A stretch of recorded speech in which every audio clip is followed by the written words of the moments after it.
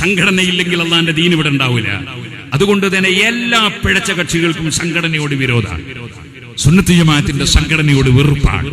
അതേസമയം സംഘടനാ പ്രവർത്തകർ അവർക്ക് ശമ്പളമില്ല, അവർക്ക് ബത്തയില്ല, അവര് വിയർപ്പും ഒലിപ്പിച്ച് ഓടി നടക്കുകയാണ് അള്ളാഹുവിന്റെ ദീൻ സംരക്ഷിക്കാൻ വേണ്ടി. ഇതൊക്കെ എന്തിനാ? വീട്ടിൽ അരി വാങ്ങാൻ വേണ്ടിയല്ലോ, അള്ളാഹുവിന്റെ ദീൻ നിലനിർത്താനാണ്. അവിടെ ഞാൻ പറയട്ടെ, ഇതുപോലെ തന്നെ ഒരു പള്ളി കമ്മിറ്റി, ആ പള്ളി കമ്മിറ്റിയുടെ പ്രസിഡന്റിന് 5 പൈസ ശമ്പളമില്ല, സെക്രട്ടറിക്ക് ശമ്പളമില്ല, ഖതീബിന് ശമ്പളമുണ്ട്, മുഅദ്ദിന് ശമ്പളമുണ്ട്, മദ്രസയിൽ ഉസ്താദിന് ശമ്പളമുണ്ട്. കൊടുക്കുന്ന ശമ്പളം കുറവാന്നേ ഉള്ളൂ, പരമാവധി കൂട്ടി കൊടുക്കണം. പക്ഷേ ഈ കമ്മിറ്റിക്കാർക്ക് 5 പൈസ ശമ്പളമില്ല. അവർ ഈ മഹല്ലത്ത് നിലനിർത്താൻ വേണ്ടി അധ്വാനിക്കാൻ. അവരോട് വലിയ ബഹുമാനവും ആദരവും വേണം, എല്ലാ ജനങ്ങൾക്കും വേണം. സംഘടനാ പ്രവർത്തകരോട്, കമ്മിറ്റിയുടെ പ്രവർത്തകരോട് വലിയ സ്നേഹവും ബഹുമാനവും വേണം. അവരാണ് ഇവിടെ ദീൻ നിലനിർത്തുന്ന ബോധം വേണം.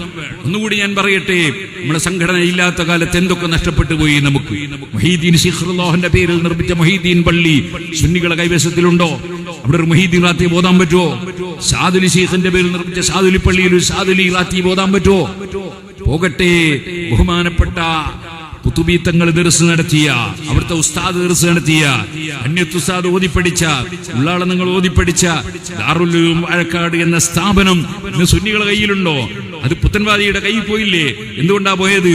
നമുക്ക് അന്ന് സംഘടനാ പ്രവർത്തനം ഇല്ലാത്തതുകൊണ്ടാണ് പോയത്. കുറ്റിയാടിയിൽ എന്തുകൊണ്ടാണ് 11 മഹല്ലുകൾ സുന്നത്ത് ജമാഅത്തിന്റെ വിരോധികൾ കൈവശപ്പെടുത്തിയത്? സംഘടനാ പ്രവർത്തനം ഇല്ലാത്തത് കൊണ്ടാണ്. ഇന്ന് നമ്മളെ മുസ്ലിം ജമാഅത്തും SYS-ഉം SSF-ഉം ഒക്കെ സജീവമായി പ്രവർത്തിക്കുന്നത് കൊണ്ട് ഇപ്പോൾ നമ്മളെ പള്ളി നഷ്ടപ്പെടുന്നില്ല, നമ്മളെ മദ്രസ നഷ്ടപ്പെടുന്നില്ല, നമ്മളെ സ്ഥാപനം നഷ്ടപ്പെടുന്നില്ല.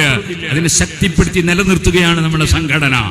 ഈ സംഘടന എന്ന് പറയുന്നത് ഒരു തെങ്ങിന്റെ വേര് പോലെയാണ്. തെങ്ങ് എന്ന് പറയുന്ന സാധനം നിലനിർത്താൻ ഈ വേര് എത്രയാണ് അധ്വാനിക്കുന്നത്. ചെറിയ ചെറിയ വേരായിരിക്കും, കാണുമ്പോൾ തോന്നും ഇനി വലിയ ശക്തിയൊന്നുമില്ല.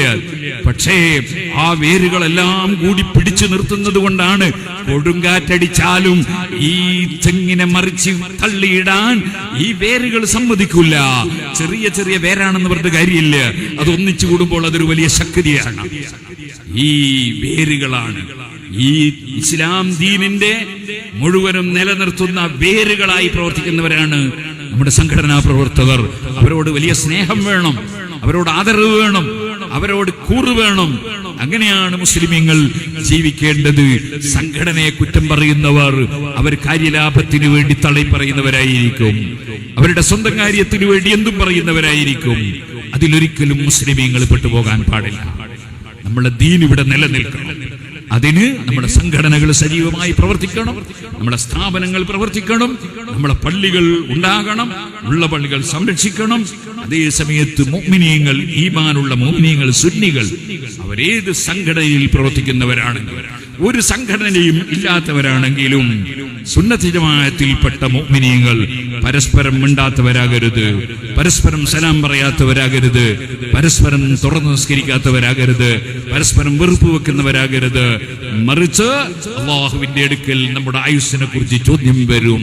ലാ തസൂലു ഖദമ ബനി ആദമ ഹത്താ യുസ്അല അൻ ഖംസിൻ.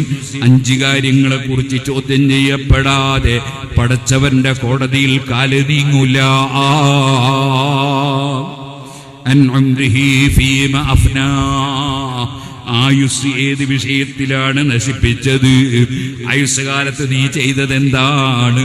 പരസ്പരം കുറ്റം പറയലാണോ? ചീത്ത വിളിക്കലാണോ? തെറി പറയലാണോ? ആക്രമിക്കലാണോ? തീവ്രവാദമാണോ? ഭീകരവാദമാണോ? അതേ, റബ്ബിന്റെ അടുക്കൽ ആയുസ്സിനെ കുറിച്ച് ചോദ്യമുണ്ട്.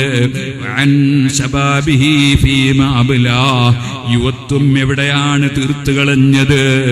യുവത്വകാലത്ത് കഴിയും പോലെ നല്ല കാര്യങ്ങൾ ചെയ്യാൻ മുന്നിട്ടിറങ്ങിയിരുന്നോ? തെറ്റുകൾ നിന്ന് മാറി നിന്നിരുന്നോ?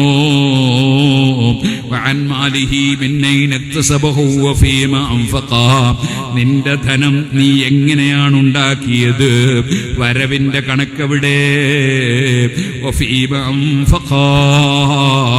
ചെലവിന്റെ കണക്കെവിടെ? റബ്ബ് കണക്ക് ചോദിക്കുന്ന ഒരു സമയമുണ്ട്. വഅൻ ഇൽമിഹി മാദാ അമില ഫീമാ അലിമാ, പഠിച്ചതനുസരിച്ച് നീ എന്ത് പ്രവർത്തിച്ചടോ, ഇൽമിനെ കുറിച്ച് ചോദ്യമുണ്ട്. ഈ ചോദ്യത്തിന് മറുപടി പറയാതെ റബ്ബിന്റെ കോടതിയിൽ നിന്ന് നീങ്ങാൻ കഴിയില്ല. അതുകൊണ്ട് സുഹൃത്തുക്കളെ, നമ്മളെല്ലാവരും റബ്ബിനോട് എപ്പോഴും തൗബ ചെയ്തുകൊണ്ടേ ഇരിക്കണം, മാപ്പ് പറഞ്ഞുകൊണ്ടേ ഇരിക്കണം. എപ്പോഴാണ് റബ്ബിന്റെ വിളി വരുന്നതെന്നറിയില്ല. വരുമ്പോൾ പോവുകയല്ലാതെ നിർവാഹമില്ല. മരണത്തിന് വേണ്ടി ഒരുങ്ങി ജീവിക്കുന്നവൻ ആരോ, അവനല്ലേ യഥാർത്ഥത്തിൽ ചിന്തയുള്ളവൻ, അവനല്ലേ വാസ്തവത്തിൽ ഭാഗ്യമുള്ളവൻ.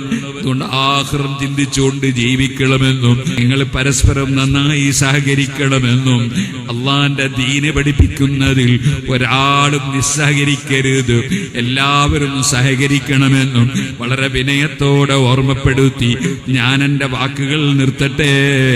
എല്ലാ ചെറുപ്പക്കാരും സദസ്സിലേക്ക് വരണം. നമുക്ക് റബ്ബിനോട് ദുആ ചെയ്ത് പിരിയണം. അള്ളാഹു നമ്മുടെ മജ്‌ലിസ് ദുആക്ക് ഇജാബത്തുള്ള മജ്‌ലിസാക്കട്ടെ. ചെറുപ്പക്കാർ എഴുന്നേറ്റ് നിൽക്കണം. നമുക്ക് അള്ളാഹുവിനോട് ദുആ ചെയ്യണം.